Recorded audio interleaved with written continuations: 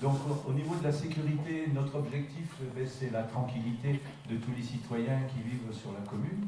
Et donc à partir de ces différents éléments, nous avons mis en place, lorsque nous sommes arrivés, le système des voisins vigilants, qui permet justement d'informer, d'avoir une information réciproque des habitants sur un certain secteur.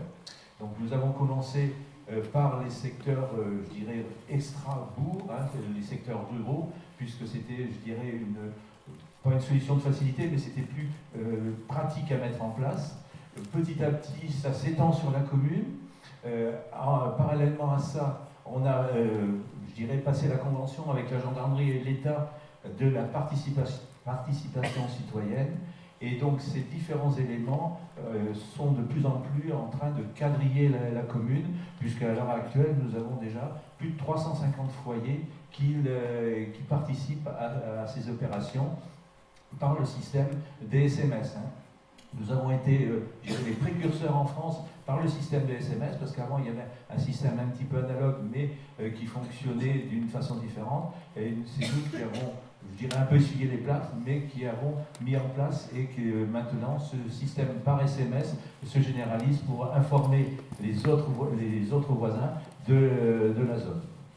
Donc ça, on continue à quadriller la commune et c'est en cours d'extension maintenant dans les zones, je dirais, pavillonnaires du centre-bourg pour pouvoir justement avoir pas la quasi-totalité de la commune, mais presque. Dans un autre idée, on a mis en place le plan communal de sauvegarde. Alors, le plan communal de sauvegarde, vous ne le verrez pas, j'espère que vous ne le verrez pas, parce que c'est un système de procédure qui va nous permettre de faire face à des événements exceptionnels, le style de la crue de 2013 que vous avez connu. Et donc, c'est pour faire face à ces événements exceptionnels que nous avons mis en place le plan communal de sauvegarde. Il faut savoir qu'il y a à peu près que 30% des communes dans le département de la Loire-Atlantique qui sont dotées d'un plan communal de sauvegarde. Alors, je parle des inondations, mais ça concerne également la RN 171 avec, je dirais, un camion de produits chimiques ou très inflammables qui pourrait être accidenté à l'intérieur de la commune. Deuxième élément dans je dirais, cette sauvegarde et cette sécurité, le DICRIM. Donc le DICRIM, vous voyez, c'est un dossier d'information communal sur les risques majeurs. Donc ça vous explique tous ces différents éléments qui sont concernés par le plan communal de sauvegarde. Ça vous a été distribué dans toutes les boîtes aux lettres l'année dernière. Donc si vous avez perdu le document, vous pouvez vous le reprocurer, il nous en reste en mairie.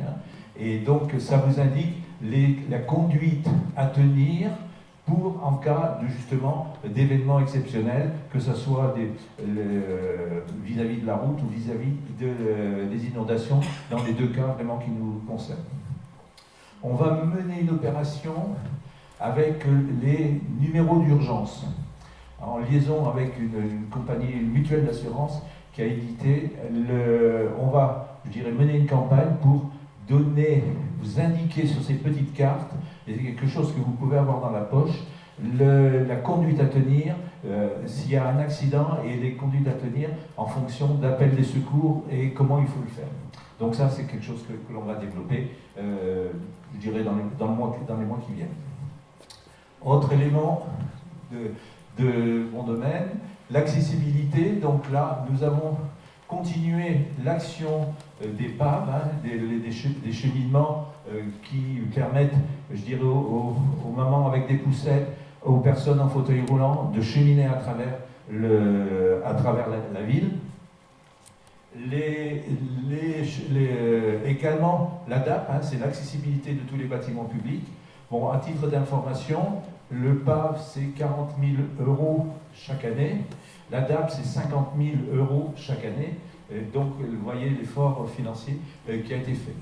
Donc ça concerne toute l'accessibilité sur la ville, à l'intérieur de la ville. Autant, tout à l'heure, on vous a parlé du Courgeon, ça vient en complément de ces différents éléments. Donc, dans l'avenir, donc la mise en place de la vidéoprotection sur les bâtiments municipaux, On a de grosses dégradations sur les bâtiments municipaux.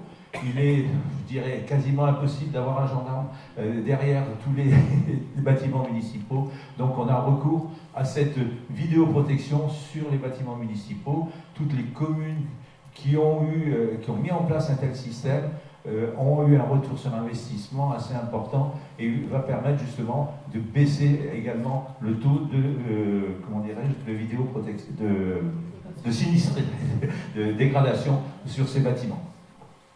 Et bon, donc je vous en parlais tout à l'heure, d'étendre sur toute la commune voisin vigilant, donc ça c'était, je vous en avais parlé, et terminer tous les cheminements piétonniers avec le pavé et l'accessibilité sur la ville pour que tout le quadrillage qui a été prévu au départ soit terminé.